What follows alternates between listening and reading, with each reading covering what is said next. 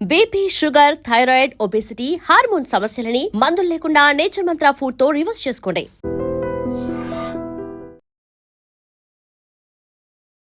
Operation Sindoor జరిగి almost 9 నెలలు గడిచినప్పటికీ ఆ యుద్ధానికి సంబంధించి సరికొత్త ప్రశ్నలు, అనుమానాలు, అభిప్రాయాలు ప్రతిరోజు కనిపిస్తూనే ఉన్నాయి. మళ్ళీ చైనా ఎందుకు వచ్చింది, మేమే దీన్ని ఆపేశాము అనేటువంటి మాట ఇంతకాలం తర్వాత చైనా నుంచి కూడా ఒక మినిస్టర్ చెప్పడం అనేది. ఆయుధాలు ఎవరు ఇచ్చారు పాకిస్తాన్కి? చైనా టర్కీ నుంచి. And China. Air defence systems అంతా చైనా నుంచి వచ్చింది. డ్రోన్స్, మిసైల్ చాలా మటుకు టర్కీ నుంచి వచ్చింది. ఆయుధాలు ఇచ్చిన వాళ్ళు యుద్ధం ఎందుకు ఆపుతారు? చైనా రోల్ దీంట్లో అర్థం కావట్లేదు. ఎందుకంటే ఇప్పుడు అందరికీ దీంట్లో క్రెడిట్ క్లెయిమ్ చేయాల్సి వస్తుంది. ఇప్పుడు ఒకసారి Chinese government and US government కూర్చొని డిసైడ్ చేయండి, మేము క్రెడిట్ క్లెయిమ్ చేయాలా, మీరు క్రెడిట్ క్లెయిమ్ చేస్తారు. కాకపోతే మనది యుద్ధ విమానాలు కూలిపోయాయి, లేకుంటే మనకి ఇంత నష్టం జరిగింది, మనకున్నటువంటి ఫెసిలిటీస్ ఇంత డ్యామేజ్ అయ్యాయి, వీటన్నిటికీ సంబంధించి బోల్డ్ అన్ని లెక్కలైతే వినిపిస్తున్నాయి. కాబట్టి అఫీషియల్గా త్రివిధ దళాల నుంచో గవర్నమెంట్ దగ్గర నుంచో ఇప్పటిదాకా రాలేదు కదా. హీట్ సీకింగ్ అక్కడికి వెళ్ళిందనమాట. కానీ నెక్స్ట్ టైం మనం అది యూజ్ చేయలేము, because we already expose the technology. ఇప్పుడు రాహుల్ గాంధీకి కానీ మిగతా వాళ్ళకి ఏం కావాలంటే మన ఎన్ని ఎయిర్క్రాఫ్ట్ పోయిందంటే then there is a count. కానీ రఫేల్ చాలా క్లియర్గా చెప్పారు, Dassault aviation not a single aircraft is lost. ఎందుకంటే మాకు తెలుసు. ఇదే రాహుల్ గాంధీ ఒక స్టేట్మెంట్ ఇచ్చారు, మీకు గుర్తుంటుంది, supreme court pulled him up for that. మన ఆర్మీ వాళ్ళని చైనీస్ ఆర్మీ వాళ్ళు వచ్చి తరిమి కొట్టారు అని చెప్పి. సో సుప్రీంకోర్టు ఆస్క్డ్ హిమ్, మీరు ఉన్నారా అక్కడ అని అడిగారు.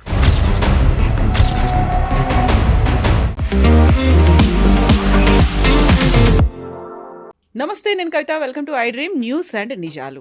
ఆపరేషన్ సింధూర్ జరిగి ఆల్మోస్ట్ 9 నెలలు గడిచినప్పటికీ ఆ యుద్ధానికి సంబంధించి సరికొత్త ప్రశ్నలు, అనుమానాలు, అభిప్రాయాలు ప్రతిరోజు కనిపిస్తూనే ఉన్నాయి. తాజాగా రక్షణ శాఖ మంత్రి రాజ్నాథ్ సింగ్ రాముడి ఆదర్శాలే ధర్మం కోసం పనిచేసేలా ఆపరేషన్ సింధూర్లో మాకు ఉపయోగపడ్డాయి అని చెప్తే, అటువైపు పాకిస్తాన్ నుంచి కూడా అల్లా మాకు తోడుగా ఉన్నాడు అనేటువంటి మాట వినిపించింది. At the same time operation సింధూర్ని ఆపింది మేమే అనేది డొనాల్డ్ ట్రంప్ అంటే, ఇప్పుడు సరికొత్తగా చైనాకు చెందినటువంటి ఒక మంత్రి కూడా మేమే ఇంటర్వ్యూన్ అయ్యాము, యుద్ధాన్ని ఆపాము అనే మాట.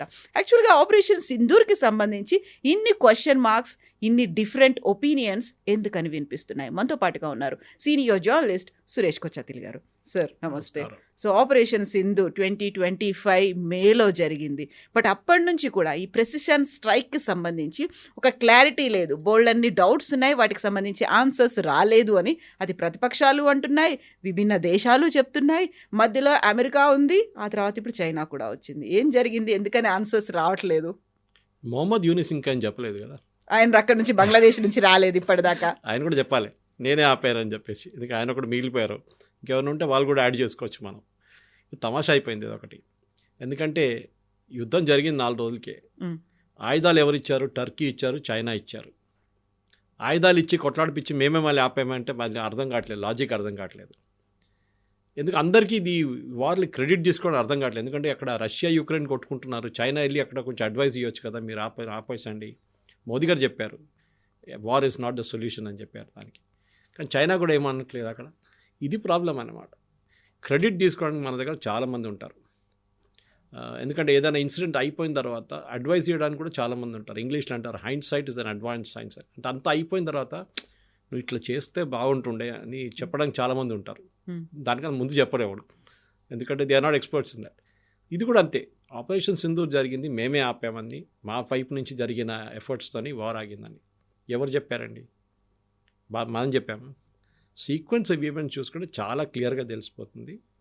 అది జరిగింది పాకిస్తాన్ వైపు నుంచి. డీజీఎంఓ మనకు కాల్ చేశారు, let us set the context correct. వాళ్ళ director general of military operations, మన director general of military operation lieutenant general విగ్ని ఫోన్ చేసి అడిగారు, మేము ఇట్లా సీజ్ ఫైర్ కావాలంటే. జనరల్ విగ్ said I cannot take a decision, ఇది పొలిటికల్ డెసిషన్, నేను I will convey right to the top అని చెప్పి it went right up to the top. మనకు అందరికి తెలిసింది ఏం జరిగిందని. దాని తర్వాత మోదీ గవర్నమెంట్కి వెళ్ళి ఉంటుంది, క్యాబినెట్ మీటింగ్ జరిగి ఉంటుంది, దాని తర్వాత ఆర్మీకి కన్వే చేసి ఉంటారు, okay accept the cease fire అని. ఇప్పుడు ఎవరు ఫోన్ చేశారు first, that should be the first meaning అన్నమాట. ఇది మనం అర్థం చేసుకోవాలి. ఇది కాకుండా నెక్స్ట్ స్టెప్ ఏంటి? యుద్ధం ఆపామంటున్నారు కదా వీళ్ళు. ఎవరు ఆపారు? ట్రంప్ అంటున్నారు, నేను ఆపా అంటున్నారు. ట్రంప్ క్యాబినెట్ నుంచి ఒక అవార్డు ఇచ్చింది ఎవరికి? ట్రంప్ క్యాబినెట్ నుంచి వీళ్ళు ఇచ్చింది ఒక మెడల్ ఇచ్చారు మొన్న. ఫర్గెట్ హిస్ నేమ్, మన ఇండియన్ గాయ్. ట్రంప్ క్యాబినెట్లో ఉన్న ఆయన అనమాట. వాళ్ళ క్యాబినెట్ కాదు, వాళ్ళ వైట్ హౌస్లో ఉన్న ఒక ఆయనకి అవార్డు ఇచ్చింది for stopping the Indo Pakistan war. పాపం ట్రంప్ నోబెల్ ప్రైజ్ కావాలన్నారు కదా, ప్రైజ్ వస్తుంది అనుకున్నారు కదా. ఇప్పుడు ఆయనకి ఇస్తే మళ్ళీ ట్రంప్కి ఎట్లా ఇస్తారు? అది ప్రాబ్లం అయిపోతుంది. ఇది ఎట్లయిపోయిందంటే ఈ వార్ ఆపడానికి చాలామందికి ఎక్సైట్మెంట్ ఉండే అనుకుంటాను. ఇది 10 రోజులు ఇంకా జరిగితే దాంట్లో 100 మంది చనిపోతే అప్పుడు ఎవరు అంటారు మాటలు? అప్పుడు ఎవరు రెస్పాన్సిబిలిటీ తీసుకుంటారు దాన్ని? యుద్ధం ఆపడానికి మోదీ గారు ఆ రోజు నేను చెప్పినట్టు పొలిటికల్ డెసిషన్ తీసుకున్నారు. చాలామంది కోపం వచ్చింది దాంట్లో. మన వాళ్ళు కూడా చాలామంది అడిగారు, ఎందుకు ఆపారు మోదీ గారు? లాహోర్కి వెళ్ళొచ్చు కదా, కరాచీ పట్టుకోవచ్చు కదా. మన దగ్గర ప్రాబ్లం ఏంటంటే ఆర్మ్ చైర్ ఎక్స్పర్ట్స్ చాలామంది ఉన్నారు. మనం ఎప్పుడు అందరికి అడ్వైజ్ చేయడానికి చాలా ఎక్స్పర్ట్స్. మనం సోషల్ మీడియాలో యుద్ధాలు ఎట్లా నడిపించాలి, మనం మహేందర్ సింగ్ ధోనికి IPL 20, T20 చూసుకుంటే బ్యాటింగ్ ఎట్లా చేయాలని చెప్పి ఇంట్లో కూర్చొని చెప్తాం మనం వాళ్ళకి, టీవీ చూసుకుంటే. ఇది మనకున్న కెపాసిటీ. ఇది అక్కడ గ్రౌండ్లో వెళ్ళి ఆడమని చెప్పండి, అది ఇంకో గేమ్ ఉంటుంది. సో ఈ పర్టికులర్ యుద్ధంలో కూడా కవిత గారు ఒకటి, రాజ్నాథ్ సింగ్ గారి స్టేట్మెంట్ ఒకటి, అదొక మోర్ ఫిలాసాఫికల్ నోట్లో చెప్పారు. అంటే రాముడి ఐడియల్స్ ఏంటి, ఆయన ధర్మాని కోసం ఫైట్ చేసినప్పుడు ఏం చేశారు, ధర్మానికి చేసినప్పుడు ఏం చేశారు, పీస్ కావాలన్నప్పుడు పీస్ తీసుకున్నారు, ఎప్పుడు కోపం వచ్చి ఆయనకి యుద్ధం చేయాలనుకున్నప్పుడు యుద్ధం కూడా చేయించారండి. అది same thing we see in Mahabharata also. Lord Krishna అర్జునాకి ఇచ్చిన అడ్వైస్ అదే కదా. ఇక్కడ అన్న లేడు, తమ్ముడు లేడు, ఎవరు లేడు, if you see injustice you have to fight, అంతే, సింపుల్ యాజ్ దట్. ఇప్పుడు ఆపరేషన్ సింధూర్లో కూడా కవిత గారు ద ఎంటైర్ థియరీ, ఎందుకంటే మన ఆబ్జెక్టివ్ ఏముండే, ఫస్ట్ ఒక వార్ ఉన్నప్పుడు ఒక ఆబ్జెక్టివ్ ఉంటుంది, ఆ ఒపోనెంట్ని డిఫీట్ చేయాలి. చెస్ గేమ్ ఆడుతున్నప్పుడు కూడా అంతే కదా, క్రికెట్ ఆడుతున్నప్పుడు కూడా అంతే, ఆబ్జెక్టివ్ ఉంటుంది. ఈ గేమ్ మనం గెలవాలి, ఈ గేమ్ మనం బ్యాటింగ్ ఫస్ట్ చేస్తే we should win by so many runs, batting second చేస్తే we should win by so many wickets. ఇదొక ఏం ఉంటుంది టీమ్ది. దాన్ని బట్టి పిచ్ కానీ దాని తర్వాత బ్యాటింగ్ టాస్ కానీ ఎప్పుడు వచ్చినా దాన్ని ఏం చేయాలని డిసైడ్ చేస్తారు, స్ట్రాటజీ ఉంటుంది, బ్యాటింగ్ లైనప్ మొత్తం అంతా ఉంటుంది దాంట్లో. ఈ ప్రాబ్లం ఎక్కడ వస్తుందంటే ఈ ఆపరేషన్ సింధూర్లో మన first objective was to hit the terrorist base camps. మనకి 29 టెర్రరిస్ట్ బేస్ క్యాంప్స్కి మన దగ్గర డేటా ఉండే అని చెప్పి మినిస్ట్రీ చెప్పారు. మినిస్ట్రీలో బ్రీఫింగ్లో వచ్చింది చాలా క్లియర్గా. దాంట్లో మనం 8 సెలెక్ట్ చేసాం, 8 సెలెక్ట్ చేసి కొట్టాం, కరెక్ట్గా దాని మీద వెళ్ళి పడ్డది, ఇంక్లూడింగ్ ముద్రికే మిగతా ప్లేస్లన్నీ. కానీ దాని తర్వాత మనం ఏమన్నాం, that we're stopping the war అని చెప్పలేదు, అయిపోయింది. మాకు లిమిటెడ్ ఆబ్జెక్టివ్ ఉండే, we want to do only this. ఆ limited objectives we achieved. Terrorist camp destroy చేసాం, ఇక్కడ మీరు ఏం చేయకండి, మేము కూడా ఏం చేయం. కానీ పాకిస్తాన్ ఏం చేయాలి, మన టెర్రరిస్ట్ క్యాంప్ని కొట్టాలి వాళ్ళు. మన దగ్గర టెర్రరిస్ట్ క్యాంప్స్ ఉందా? లేదు, వాళ్ళ వైపు ఉంది కదా ఉంటుంది. సో వాళ్ళు ఏం చేశారు, మన మిలిటరీ అసెట్స్ మీద, మన క్యాపిటల్ అసెట్స్ మీద కొట్టడానికి ట్రై చేశారు. అది మనం we are stopped it through S-400 కానీ మిగతా ఆకాశ్ మిసైల్స్ ఆపేసుకున్నాము. 3rd డే వెయిట్ చేసి 4th డే పొద్దున మనం వాళ్ళని మొత్తం వాళ్ళ ఎయిర్ ఫోర్స్ బేస్ అన్ని ధ్వంసం చేసాం, వాళ్ళ అవాక్స్ని కొట్టాం, అన్నీ చేసాం. దాని తర్వాత immediately we call for a cease fire. చాలా సింపుల్. ఇప్పుడు దాంట్లో ప్రెసిడెంట్ ట్రంప్ ఏం చెప్పారంటే, నేను ఫస్ట్ ఫోన్ చేశాను చెప్పారు. తర్వాత when Modiji made it very clear, ఎవరు ఫోన్ చేయలేదు, ఇన్ఫ్యాక్ట్ ట్రంప్ ఫోన్ చేశారు కానీ నేను ఫోన్ ఎత్తలేదు అని చెప్పారు. బట్ ట్రంప్ ఆ తర్వాత రీట్రేట్ చేశారు, నేను టారిఫ్లను ఇంకా పెంచుతా అన్నాను, 250% పెంచుతా అంటే భయపడిపోయి వాళ్ళు ఆపేశారు అనే మాట కూడా అన్నారు. అది ఇప్పుడు ఎట్లయిపోయిందంటే ఏదన్నా నేను క్లెయిమ్ చేయొచ్చు, 500 అని కూడా చెప్పొచ్చు కదా, 250 ఎందుకు ఆపారు నాకు అర్థం కావట్లేదు. అది ఎందుకు భయపడాలి? మనం టారిఫ్ పెడతానంటే మనకు యుద్ధం ఆపేస్తామా? మనం గెలుస్తున్న యుద్ధాన్ని ఏం చేస్తాం మనం? ఇప్పుడు we will fight till the end. మనం టెర్రరిస్ట్ క్యాంప్ని కొట్టాలి, టెర్రరిస్ట్ క్యాంప్ కొట్టాం. కానీ అది కాదు కదా ఇక్కడ ప్రాబ్లం ఎక్కడ వచ్చిందంటే క్రెడిట్ క్లెయిమ్ చేయడానికి. ఎందుకంటే Trump is a character like that. ఆయన ఒక real estate professional, real estate man అని చెప్పొచ్చు. ఆయన డీల్ చేస్తాడు, ఇది ఇక్కడ పెట్టి నేను ఇస్తున్నాను, నాకే ఇస్తా చెప్పు, ఇది అట్లా మాట్లాడతా. లాంగ్వేజ్ వాళ్ళది అట్లా ఉంటుంది, రియల్ ఎస్టేట్ వాళ్ళది. ఇది కూడా అదే లాంగ్వేజ్ మాట్లాడుతున్నాను. నేను సీజ్ ఫైర్ ఆఫర్ చేశాను, సీజ్ ఫైర్ కాకపోతే ఇది చేస్తా అని చెప్పాను, దానికోసం అట్లా జరిగింది. ఒక మెచ్యూర్ పొలిటికల్ లీడర్ ఎప్పట్లో మాట్లాడదు. చూడండి, మేము మాట్లాడాము వాళ్ళతోని, ఇద్దరితో ఎక్స్ప్లెయిన్ చేసాము, యుద్ధం ఆపితే బాగుంటుంది, ఇది ఇంకా ముందుకెళ్తే చాలామందికి ప్రాబ్లం వస్తుంది, వీ టాక్డ్ అబౌట్ ఇట్ అని చెప్పొచ్చు. దాంట్లో అన్నిటికంటే ఇంపార్టెంట్ కవిత గారు ఎవరికి ఫోన్ చేశారు చూడండి, పాకిస్తాన్ వైపు ఎవరికి ఫోన్ చేశారు? The Trump himself side Asim మునీర్కి ఫోన్ చేశారు, ఆర్మీ చీఫ్కి. మీరు ఇండియా వైపున ఎవరికి ఫోన్ చేశారు? ఫస్ట్ మోదీ గారు ట్రై చేశారు, మోదీ గారు దొరకకపోతే then they spoke to Ajit Doval. చూడండి పొలిటికల్ డిసిషన్ మేకింగ్. అక్కడ ఆర్మీ చీఫ్ ఫోన్ చేశారు, షబాజ్ షరీఫ్ కాదు. బికాజ్ వాళ్ళకి తెలుసు వాళ్ళ కంట్రీ ఎవరు నడిపిస్తున్నారు. Pakistan runs because of army and Allah, simple as that. అక్కడ పాకిస్తాన్లో ఆర్మీ నడిపిస్తారు, దాని తర్వాత వాళ్ళ రిలీజన్ వస్తుంది నెక్స్ట్. సో వాళ్ళు ఫోన్ చేసి షబాజ్ షరీఫ్కి ఫోన్ చేశారు, చేయకుండా అసీం మునీర్కి ఫోన్ చేశారు. అసీం మునీర్ న్యాచురల్ షబాజ్ షరీఫ్ దగ్గర చెప్పుంటారు, వాళ్ళు సీజ్ ఫైర్ అడుగుతున్నారు, సీజ్ ఫైర్ తీసుకోమంటే ఏం చెప్తారు? ఇన్ఫార్మ్ డీజీఎంఓ అంటారు. వాళ్ళ డీజీఎంఓకి చెప్పారు, ఆయన మనకు. So this is a sequence అనమాట. దాంట్లో దుంకి క్రెడిట్ తీసుకోవడము, మళ్ళీ మొన్న మెడల్ ఇవ్వడం, ఇంకొక ఆయనకి మెడల్ ఇచ్చాడు దానికి. దాని తర్వాత చెప్పారు కదా 7 ఎయిర్క్రాఫ్ట్లు కొట్టుపడేసాను. ఇవాళ దగ్గర ట్రంప్ చెప్పట్లేదు ఎవరు ఎయిర్క్రాఫ్ట్లు అని చెప్పేసి. రఫేల్ కూడా కూలిపోయింది అనేది కూడా ట్రంప్ కూడా చెప్పారు కదా అదే మాట. ప్రతి రఫేల్కి ఒక కీ ఉంటుంది. కీ అంటే మన నార్మల్ ఫిజికల్ కీ కాదు, ఒక డిజిటల్ కీ ఉంటుంది. కోడ్ వర్డ్ కాదు, అప్గ్రేడేషన్ ఆఫ్ సాఫ్ట్వేర్ కోసం. అది మనకి ఫస్ట్ సెట్ ఆఫ్ ఎయిర్క్రాఫ్ట్లు 36 ఎయిర్క్రాఫ్ట్లో Dassault aviation, that's a parent company, మనకు సైన్ చేసిన కాంట్రాక్ట్లో చిన్న ఒక లోపం ఉండేది. They didn't give us a key for it. ఈ కీతోని మీరు మీ మిసైల్స్ సిస్టమ్ కూడా అప్గ్రేడ్ చేసుకోవచ్చు. అంటే మీ వింగ్స్ కింద ఉన్న మిసైల్ లోడ్ చేయడానికి పాడ్స్ ఉంటుంది. అది ఒక స్టాండర్డ్ పాడ్ ఉంటుంది, ఇంత లెంగ్త్ ఇంత విడ్త్ దాంట్లో పెట్టుకోవచ్చు, దాని కింద ఇంత వెయిట్ దాకా తీసుకుంటుందని. మీరు ఎక్సెస్ పెట్టలేదు కదా, వింగ్ పడిపోయి వింగే ఇరిగిపోతుంది. అది దానికి మార్చడానికి కూడా ఈ కీ కావాలి మనకి, సాఫ్ట్వేర్ కీ. అది మనకి ఇవ్వలేదు. కానీ అక్కడ కూర్చొని డసా ఏవియేషన్కి మన దగ్గర ఉన్న ఎయిర్క్రాఫ్ట్ ఎక్కడుందని కూడా చెప్పగలరు వాళ్ళు. మన జీపీఎస్ లాగా, just like GPS we can say where did you park your car yesterday. వాళ్ళ దగ్గర డేటా ఉంటుంది. సో డసా క్లియర్గా చెప్పారు, 1 ఎయిర్క్రాఫ్ట్ హ్యాడ్ అన్ ఇష్యూ. ఒక ఎయిర్క్రాఫ్ట్కి 19,000 ఫీట్లో ఒక ఇష్యూ ఉండే, దించి కిందకి తీసుకొచ్చారు, దాన్ని రిపేర్ చేసి second day they all flew. This is exactly air marshal Bharti చెప్పారు ప్రెస్ కాన్ఫరెన్స్లో ఆ రోజు.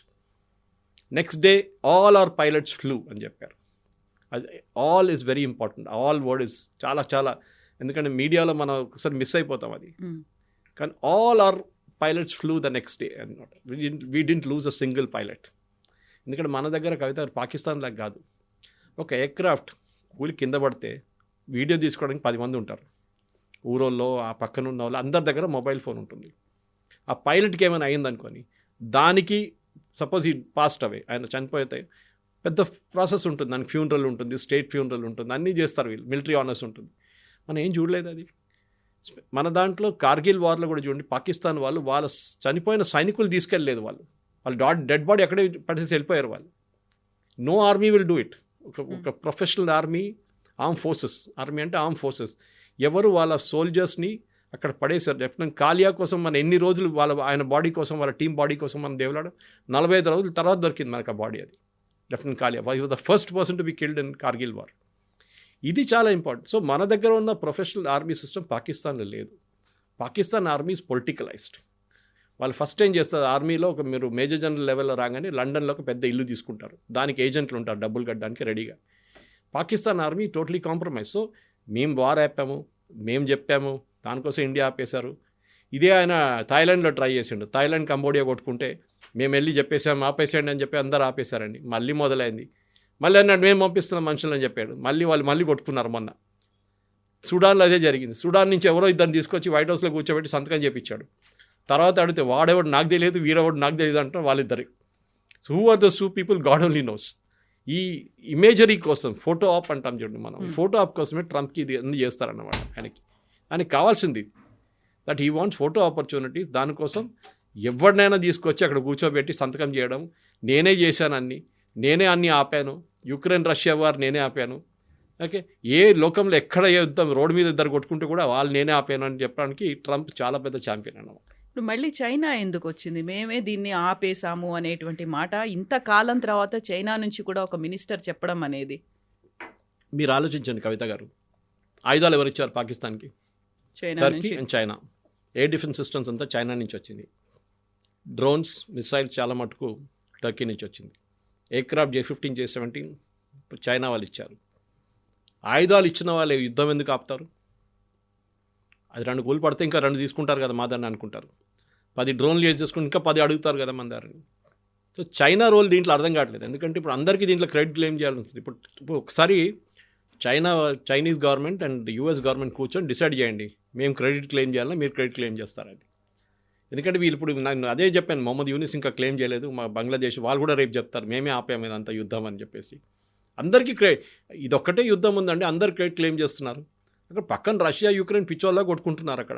అక్కడ వెళ్ళి ఆపండి కొంచెం, వాళ్ళకి చెప్పండి ఎందుకు ధైర్యం చేయలేక. 1,00,000 మంది అక్కడ చనిపోయారు, 1,00,000 మంది ఇక్కడ చనిపోయారు అంటారు. బాక్సింగ్ రింగ్లో లాస్ట్ 14th రౌండ్లో ఎట్లా ఉంటారు చూడండి, మొత్తం టైర్డ్ అయిపోయి కింద పడిపోయారు, ఆ పరిస్థితికి వచ్చేసారు ఇద్దరు.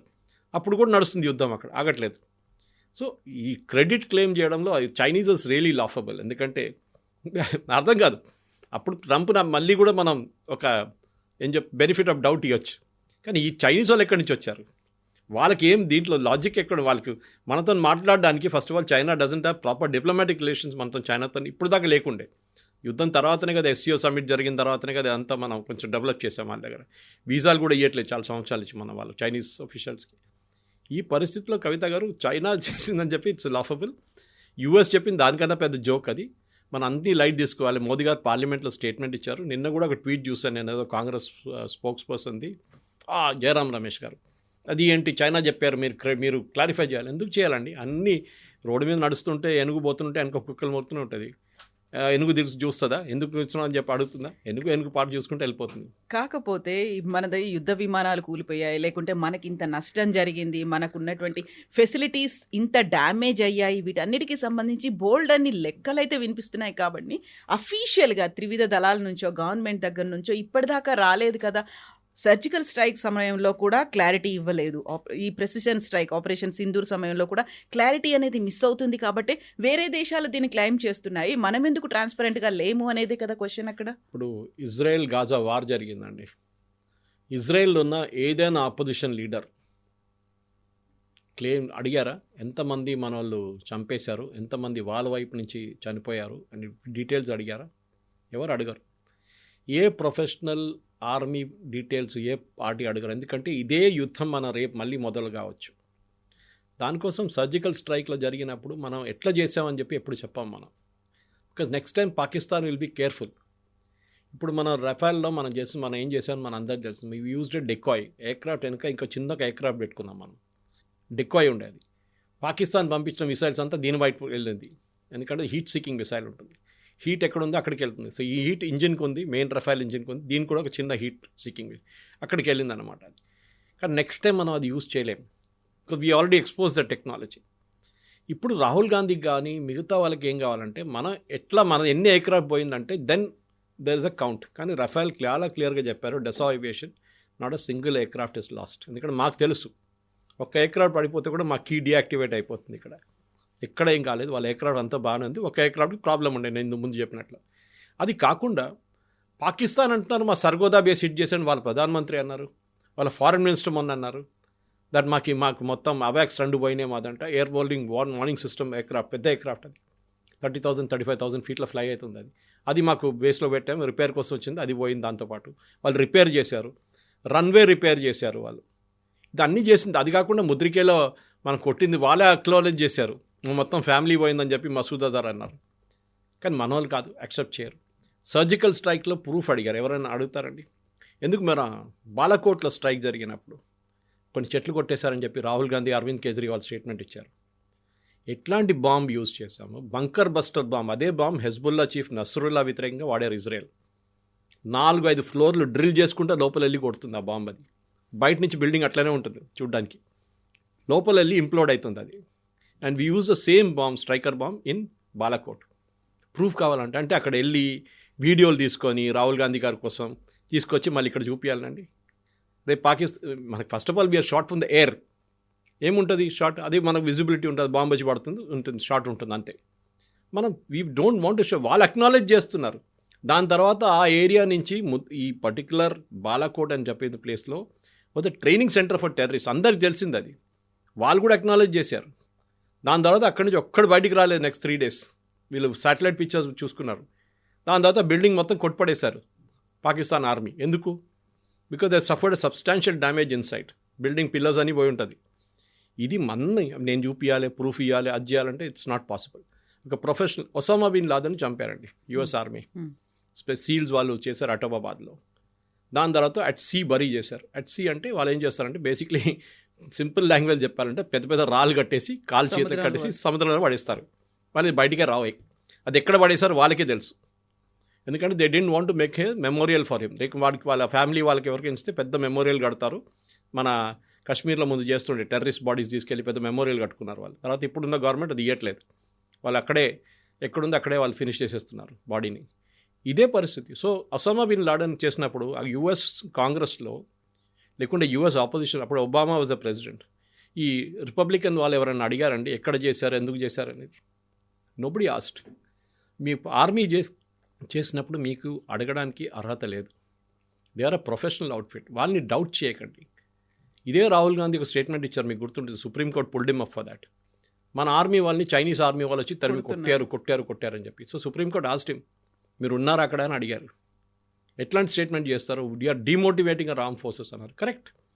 వాళ్ళు కష్టపడి -30 -40 డిగ్రీస్లో పని చేస్తున్నప్పుడు మీరు పని చేయట్లేదంటే వాళ్ళకి ఎట్లా అనిపిస్తుందండి? This is where the professionalism must come in. మీరు ఒక లీడర్ ఆఫ్ అపోజిషన్ అన్నప్పుడు ఒక కొంచెం మెచ్యూరిటీ ఉండాలి మీ దాంట్లో. మీకు ఏదైనా అడగాలంటే ప్రైవేట్గా వెళ్ళి రాజ్నాథ్ సింగ్ గారు అడగండి, ఆయన బహుశా మీకు ఇవ్వచ్చు. కానీ పబ్లిక్లో ఒక ప్రెస్ కాన్ఫరెన్స్ పెట్టి లేకుంటే పార్లమెంట్లో అడిగి ఎన్ని ఎకరాఫ్ పోయింది చెప్పారు. అదే స్టేట్మెంట్ పాకిస్తాన్ టెలివిజన్లో రిపీట్ చేస్తున్నారు. పృథ్వీరాజ్ చౌహాన్ చెప్పారు, కాంగ్రెస్ లీడర్. అదే స్టేట్మెంట్ పాకిస్తాన్ టెలివిజన్లో పండుగ చేసుకున్నారు వాళ్ళు.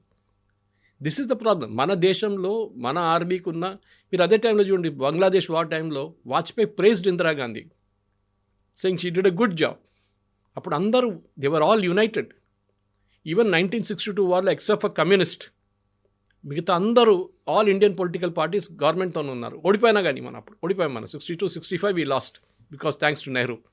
కానీ వీఆర్ స్టిల్ దేర్, పొలిటికలీ మెచ్యూర్గా ఉన్నాం అప్పుడు కూడా.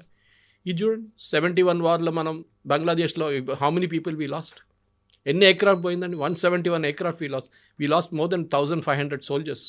IPKF operation, Indian piece keeping force అని చెప్పి శ్రీలంకకు పంపించిన ఆపరేషన్లో రాజీవ్ గాంధీ టైంలో 3400 మంది చనిపోయారు. దాంట్లో 300 మంది సికింద్రాబాద్ నుంచి, బొలారం ఏరియా నుంచి ఆర్మీ వాళ్ళు యూనిట్. అడిగామా మన అప్పుడు ఎందుకు జరిగింది ఏంటది? నో, అది that was the reason. Political decision తీసుకున్నారు ఆ టైంలో. That's a period. అది కరెక్టా తప్ప అనేది then we can decide that later. కానీ ఆపరేషన్ సింధూర్ టైంలో ప్రొఫెషనల్గా మోదీ గారు టైం ఇచ్చారు. వాళ్ళు 14 రోజులు టైం తీసుకొని కరెక్ట్గా చేశారు and they finished it off. మనం వాళ్ళని క్రెడిట్ ఇవ్వాలి దానికి. అది కాకుండా ఎన్ని ఎయిర్క్రాఫ్ట్లు పోయినంటే you're questioning the competence of the pilots మీద ఉన్న పైలట్స్ ఆర్ థర్డ్ క్లాస్ అని చెప్తున్నారు మీరు, వేరే ఆ pilots are top class. Israeli air force ఇన్ని బాంబింగ్ చేసిన గాజా మీద ఒక్క ప్రశ్న ఎక్కడి నుంచి రాలేదు. అరబ్ నేషన్స్ అడిగారు, అప్పుడప్పుడు యూఎస్ అడిగారు, కానీ ఇజ్రాయెల్ పట్టించుకోలేదు. We care. ఎందుకంటే వాళ్ళ ఆపోజిషన్ పార్టీ లీడర్స్ క్యాబినెట్లో ఉంటారు వార్ టైంలో. ఇప్పుడు కూడా ఉన్నారు వాళ్ళు, వార్ టైం క్యాబినెట్లో ఉన్నారు వాళ్ళు, లీడర్ ఆఫ్ ఆపోజిషన్ వాళ్ళు ఇట్లాంటి రాహుల్ గాంధీ చేసినట్టు స్టేట్మెంట్ ఇవ్వరు వాళ్ళు. They will praise. సరే, జరిగిన September 7 that attack was bad, కానీ దాని తర్వాత ఇప్పుడు మొసాడ్ చీఫ్ని సాక్ చేశారు, అదన్నీ జరిగింది ఇప్పుడు. But after the war is over, యుద్ధం అయిన తర్వాత యాక్షన్ తీసుకుంటారు. మన వైపు నుంచి కార్గిల్ జరిగినప్పుడు తప్పులు జరిగింది, ఇంటెలిజెన్స్ ఫెయిలియర్. నాకు అర్థం కాదు వీళ్ళకి ఇంటెలిజెన్స్ అంటే ఏంటని కూడా అర్థం కాదు వీళ్ళకి. మిలిటరీ ఇంటెలిజెన్స్లో ఏది హ్యూమన్ ఇంటెలిజెన్స్ ఏంటి, టెక్నికల్ ఇంటెలిజెన్స్ ఏంటి, అది ఎట్లా పనిచేస్తుంది, యాక్షనబుల్ ఇంటెలిజెన్స్ అని ఏముంటుంది, దీని ఏ ఐడియా లేని వాళ్ళు మాట్లాడతారు, ప్రెస్ కాన్ఫరెన్స్లు చేస్తారు. ఇది మన ట్రాజడీ కవిత గారు. ఒక్కొక్కసారి కోపం వస్తుంది. నేను రిటైర్ అయిన ఎయిర్ ఫోర్స్ ఆఫీషియల్స్, ఆర్మీ ఆఫీషియల్స్తో రెగ్యులర్లీ మాట్లాడుతుంటే మా ఏరియాలో చాలామంది ఉంటారు. వాళ్ళు అదే అంటారు, వీ ఫీలింగ్ అషేమ్డ్ దట్ ఇట్లాంటి క్వశ్చన్స్ అడుగుతున్నారు, ఏం చేయాలి, మేము రిటైర్డ్ వాళ్ళు మేమైనా ఆన్సర్ చేయవచ్చు కదా అంటున్నారు. కొంతమంది తీసుకొచ్చి స్టూడియోలో కూర్చోబెట్టాను నేను. కార్గిల్ టైంలో డెఫినెట్గా ముగ్గురిని లెఫ్టినెంట్ జనరల్ లెవెల్లో, ఒక మేజర్ జనరల్ లెవెల్లో తీసుకొచ్చి స్టూడియోలో కూర్చోబెట్టి మాట్లాడిపించాను నేను. They knew how to explain what happened there అనేది. అది చెప్పట్లేదు. అప్పుడు నచికేత ఫేస్ చేసిన సిచ్యువేషన్, ఆ తర్వాత అభినందన్ ఫేస్ చేసిన సిచ్యువేషన్ మన బాలాకోట్ టైంలో ఇదంతా జరిగింది కదా. అభినందన్ పట్టుకున్నాడు, ఇక్కడ పండుగ చేసుకున్నారు ఆపోజిషన్ పార్టీ, చూసుకొని పట్టుకున్నారు, మోదీ గారు అయిపోయింది. మోదీ గారు within 24 hours Abhinandan was back. తర్వాత పాకిస్తాన్ పార్లమెంట్లో చెప్పారు కదా that his legs was shaking అని చెప్పి, వాళ్ళ ఫారిన్ మినిస్టర్ది పార్లమెంట్లో మాట్లాడుతున్నప్పుడు. అదే కదా, అది మనం చేసాం మనం. బికాజ్ డెడ్ లైన్ ఇచ్చారు మోదీ గారు, 24 hours లోపల పంపించకపోతే అంత సంగతి మీద అని చెప్పేసి. And US acknowledged it that all Indian missiles are pointing towards Pakistan అని. They knew the end result ఏమవుతుంది అనేది. సో మన ఆర్మీని మనం రెస్పెక్ట్ చేద్దాం కవిత గారు. ఈ చైనా వాళ్ళు క్లెయిమ్ చేసే కానీ, అంటే చైనీస్ని బిలీవ్ చేస్తున్నామా, యూఎస్ని బిలీవ్ చేస్తున్నాం, మన ఆర్మ్ ఫోర్సెస్ని బిలీవ్ చేస్తున్నాం. మన పొలిటికల్ ఎస్టాబ్లిష్మెంట్ దీని న్యూస్ ఇవ్వక్కర్లేదు. Army has given, general Chauhan చాలా డీటెయిల్ స్టేట్మెంట్ ఇచ్చారు, ఎయిర్ ఫోర్స్ చీఫ్ మాట్లాడారు దీని గురించి. అది కాకుండా నేవల్ నేవల్ ఆపరేషన్స్ చాలా కన్స్ట్రైన్డ్గా ఉన్నాయి, వాళ్ళది ఎక్కువ చేయలేదు వాళ్ళు. వీళ్ళిద్దరు చాలా డీటెయిల్గా బ్రీఫింగ్ ఇచ్చారు, దానికన్నా ఎక్కువ మనం చెప్పక్కర్లేదు. Some things cannot be said, చెప్పకూడదు కూడా ఏం జరిగింది వార్ ఫ్రంట్లో అని. Yes, sir. Thank you so much. Thank you very much. Thank you. And for more videos, Please subscribe to iDream. Please subscribe to iDream. Please subscribe iDream. And please subscribe to iDream. For more videos, subscribe to iDream. please like, share and subscribe to the channel. Congratulations, iDream. Subscribe to iDream. Subscribe to iDream. So subscribe to iDream Media. iDream ki iDream team andarki huge congratulations. Please subscribe iDream Media. Please subscribe to iDream. Subscribe iDream. Please subscribe to iDream. iDream అంటే నా కళల ఛానల్ను subscribe చేసుకున్న నోరు తిరుగుతలేదు, మీరైతే గంట గుర్తు కొట్టండి. For more such videos, please subscribe to iDream. Subscribe to iDream. Please subscribe to iDream. Please subscribe iDream Media. Please do subscribe to iDream. Please subscribe to iDream Media. For best entertainment and information, please subscribe iDream. And don't forget to subscribe to iDream.